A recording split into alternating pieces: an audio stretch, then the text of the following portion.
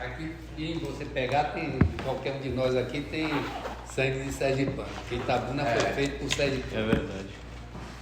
E meus avós já eram, nesse tempo, todos os dois eram escrivão. Qual foi o nome deles? Os meus avós, né? Por parte de pai. Por parte de mãe não, que é um engenheiro civil que veio dos Estados Unidos e casado com uma francesa. Lúcia Oliveira é a primeira professora de Itabuna, é minha avó. Ah, Lúcia Oliveira, que leva o nome da escola, lá da creche. Mas vamos voltar. Minha família chegou aqui em 1887. Dentro aqui já não era nada. Bem, meu pai nasceu em 1919 de 1908. A infância, etc., isso não disputa. Mas ele, com 20 e poucos anos, foi para o Rio de Janeiro, compreendeu, com 28 anos, e lá se meteu na vida política, naquela questão dos piquetes que tinha nos portos, comandado por Luiz Carlos Prestes, pelo PCB, que naquele tempo não era PCdoB. Então, quando ele voltou do Rio, ele não era rábulo ainda não, ele votou como militante do PCB e foi nomeado secretário-geral do Partido Comunista na Bahia, aqui. Então... Foi nomeado o quê? Hein? Foi nomeado o quê? Secretário-geral do Partido Comunista, do PCB, não é desse partido. Não é do PCdoB, não, é o PCB, é do PCB. original. Na clandestinidade, entendeu? Era uma luta muito desigual, porque anteriormente à guerra, mas Getúlio já vinha querendo eliminar esses bolsões de resistência. Então, mas como meu pai era comunista, mas tinha uma família, meus avós foram conselheiros, o que equivale a vereador, né? Todos dois, do município, e com Firmino Alves, pessoal que foram os fundadores de Itabuna em 2010, em 1910, né? 1910. Então ele teve uma tolerância do radicalismo de Getúlio Vargas. Então, ele ficou militando há algum tempo e foi ser atendente no escritório do Dr. Serbeto, que foi um procurador, advogado e depois procurador do Estado. E foi aí que ele conseguiu, com teste, que o Tribunal de Justiça desse autorizações para ele poder advogar. O que ele fez com isso foi que o Partido Comunista, tudo se resolve aí, precisava de uma liderança para combater, vamos dizer assim, a situação, os coronéis, a diretona, e foi aquela luta dele, de Lermando Reis, um caso de companheiros do PCdoB. Nessa época, ele pegou essa carta, então se tornou um advogado popular. Ele militar e só atendia soldado polícia, porque naquele tempo não tinha valor nenhum, né? Mas era o cara que matava, que não tinha quem defendesse, que não tinha o poder econômico, compreendeu? E aí ele foi fazendo isso, mas sempre voltado para a questão política, né? Ele começou assim. Nesse interim tem um negócio aí que vocês até podem achar estranho. O Partido Comunista mandou para aqui, para a região, ele, depois veio Altamirano Marques, foi reitor da UESC, muito tempo depois, compreendeu? E Jorge Amado, que entrou no Partido Comunista. Foi senador pelo partido, não foi? Jorge Amado. E muitos outros companheiros daquela época. Então, Raimundo Lima ficou até as pessoas brigavam, tinha uns. Quando Altabriano chegou aqui, é porque ele ia comandando o partido, não podia mais pegar tanta carga. Então Altabriano veio como advogado do Partido Comunista. E ficava, um era advogado para tirar, o outro para subir nos postos, porque naquele tempo a comunicação era toda de cartaz, botar a bandeira e a brigadeira, e cada um tinha a sua função dentro do Partido Comunista. E Jorge Amado não tinha função nenhuma, porque ele era um intelectual. É aí que nasce a maneira com que a gente pensa pejorativamente dos coronéis. Qual era a arma de Jorge Amado? A única arma de Jorge Amado era a caneta. Então, Terra do Sem Fim, todos esses romances, só mudou a partir de Capitães de Areia, que já mudou, era definido a imagem do coronel. Então, o coronel passou para ser um homem sanguinário, passou a ser um mulherengo, um homem que não respeita a família. Essa foi a maneira de Jorge dar a contribuição dele para a mudança radical que houve ali, né? Mas o Partido Comunista seguiu e meu pai deixou em 1952, ele foi a primeira eleição dele para vereador em Itabuna, que durou até 1987. Ele foi 37 anos vereador da cidade, só não foi uma vez que saiu para deputado estadual, e quando ele foi prefeito da cidade, interinamente no lugar de Alcântara, em 68. Na morte de Alcântara? Na morte de Alcântara. Ele era o presidente da Câmara e assumiu o mandato. Foi assim? Essa presidência da Câmara começou o seguinte: antigamente tinha 3, Arena 1, Arena 2, se lembra? Lembro da história. E ele era do PSD. Sim. E quando foi a Revolução de 64, na qual eu e minha irmã fugimos, e ele levamos um ano fora, escondido, queriam caçar Félix Mendonça. Ele, porque era contra a Revolução, botou contra o impeachment. Ele era um voto de Minerva. Félix estava prefeito. Cada ponte do Rio, qual que ele botou Sim. aqui na prestação de conta dele, que tinha uma ponte aí na JS aí, de um rio que ele fez. Naquele tempo não tinha lei de responsabilidade fiscal. Não. Então, ele, para pirraçar, votou contra a cassação de Félix, que era o balanço. Aí, a oposição, Félix ficou grato e etc. E quando foi a eleição da Câmara, Félix mandou que a bancada votasse nele. Então, como ele era o voto de Minerva, ficou presidente da Câmara, e foi quando Alcântara morreu em 68 que ele assumiu a presidência e assumiu o governo. Ele foi presidente da Câmara em qual período mesmo? Ele era de 68.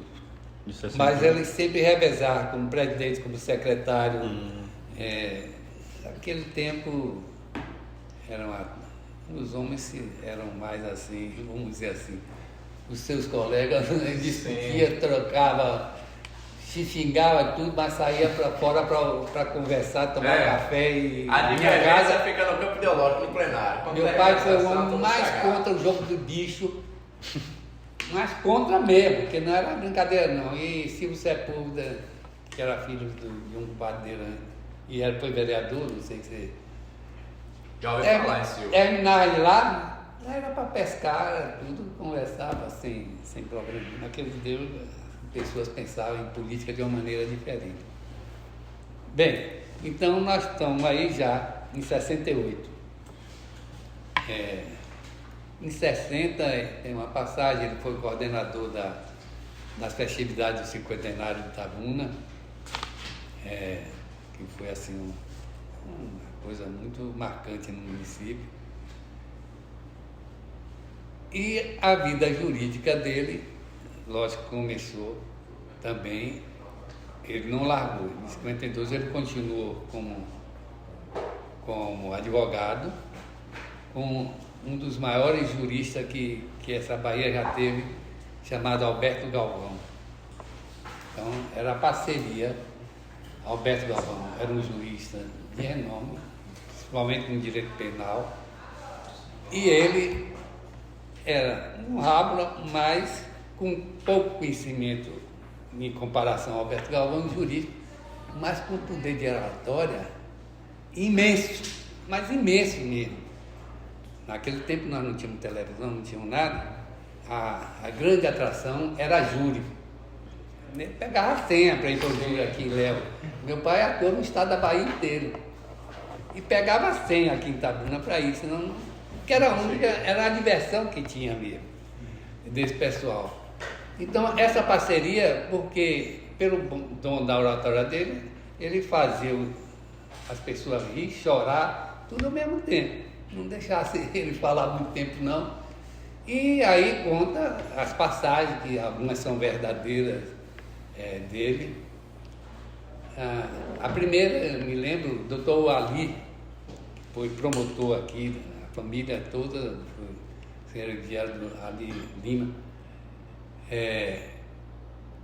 em um júri, o Ali, que eles são muito amigos, e o Ali ficou, porque Freud explica, quando ele começou a ser, a menina disse, disse, por amor, não fale palavrão aqui não, respeita as senhoras que estão aqui. E ele, olha, explica, Aí, os jurados terminaram, que naquele tempo eram pessoas simples, votaram a favor da libertação do cara, né? Aí, quando o juiz está conversando com ele ali, a mulher chegou e disse, doutor, eu mesmo votei, porque o doutor Raimundo é quem respeita a família, o senhor fica com palavrão. Então, essas coisas, tem a questão, conta muito, tinha uma revista, o Cruzeiro, eu não sei se vocês já ouviram falar. Não. Era uma revista a nível nacional, né? Era qualquer luz, 50. E Estanilau Ponte Preta, que era eu não sei se era um cronista e escritor, publicava essas coisas de Raimundo Lima, direto. Toda edição ele tinha um caso, quer dizer, sempre, né? Não era tudo, que era uma revista mensal. Bom, tem outras coisas, por exemplo, um cara matou um outro aqui na noite de lua cheia, né? Aí foi para condenar, né? E as testemunhas na audiência de custódia, como é que o senhor sabe, o juiz interrogou, como é que o senhor sabe que foi fulano que matou? Aí, não, eu sei, sim. Era noite de lua cheia, eu enxerguei ele. Bom, terminou a gente contada, ele pegou o processo. Antigamente todo mundo se seguia na região um almanaque. O almanaque era um livrinho pequeno, onde dizia estação, dizia chuva, remédio, tudo. O almanaque era uma revista regional que a gente, aqui no estado da Bahia mesmo, ele, Nelito Fontes, que foi parceiro dele nas militâncias políticas, ele foi lá e imprimiu uns 20 ou 30 livretos de almanaque, dizendo, botando que na noite do fato era lua, não era lua cheia, era noite de escuridão. Aí foi lá para o júri conversando, disse, não, eu vou entregar aqui ao senhor jurado cada um. Aí entregou um almanaque. Abra aí na folha, a testemunha está dizendo que era noite de lua, abra aí para ver o dia. Era noite de escuro, lógico, o almanaque era falsificado. Viu? A outra o cara matou um e deixou o chapéu no local. Esses fatos são verídicos. E tem muitos outros que não deixou o chapéu no local, chapéu preto. E o chapéu era a prova Sim. do cara, né? E aí foram para o júri. Daqui a pouco ele entrou com um pacote desse tamanho, né? Aí quando foi a vez dele falar, ele pegou a prova, que era o chapéu. Aí eu abri o chapéu e misturou tudo. Tudo era chapéu preto. Aí ele saiu dizendo ao jurado, tá aqui, só me identifique qual o chapéu que tem. Então, como ninguém podia identificar o chapéu, o jurado criou a dúvida, porque a grande questão, e ele dizia sempre, do advogado de direito penal, é criar dúvida na testemunha, criar dúvida no jurado, porque o homem, quando está em dúvida, ele não se arrisca a cometer injustiça. É mesmo. Viu? Então, essa era a grande lição que ele dava e que tinha. Bem, ele morreu em 1987, até a antevéspera de morrer, ele trabalhou, né? Ele morreu no exercício do mandato? Foi em 87.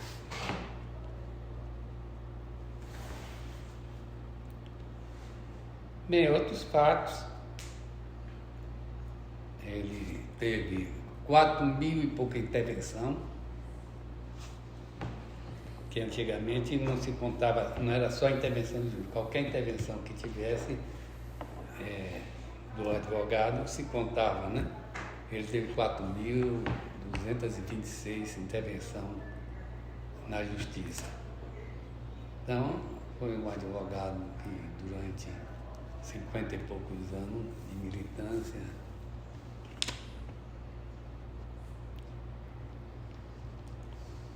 e outros fatos não tem muito assim não, né? Foi presidente da Câmara 1 ou 2 vezes, secretário 3 vezes, e quando morreu não tinha nem o dinheiro para se enterrar. No período que ele foi prefeito de Itabuna, tem alguma ocorrência assim de destaque que o senhor possa destacar para a gente, que se recorde? Tem, sim. Eu trouxe até aqui. Tem várias, né? Primeiro, quando ele assumiu, tinha 5 meses de atraso de salário de Alcântara. Ele pagou a todo mundo. Então, ele levou 7, 8 meses, se não me engano, como prefeito interino. A Praça Camacan, que ele terminou de calçar toda, foi ele. Lá do Texaco para sair ali do Jardim, toda aquela rua foi ele que calçou. A Avenida de Léus foi ele que fez. E pegou o estado, Luiz Viana Filho, foi ele que pediu para botar esse nome, que a Frane Andrade era quem era, você viu que era o gestor do estado. Mas tinha parado, só estava ele e São Viana, não tinha nada no estado. E por isso que ele tinha uma amizade assim com Luiz Viana Filho, que era o governador, que foi o governador e arranjou dinheiro para ele terminar o estado. Ele deixou pronto o estado aqui de Itabuna. Daquele jeito que está aí. E tem uma atuação. Eu vou até solicitar. O Código Tributário do país foi aceito pelos representantes de Itabuna e foi ele que fez no Congresso Nacional do município em Curitiba. E se aproveitaram para fazer para todo o país. Até bem pouco tempo era por ele que se regia. Bem, eu trouxe aqui alguma...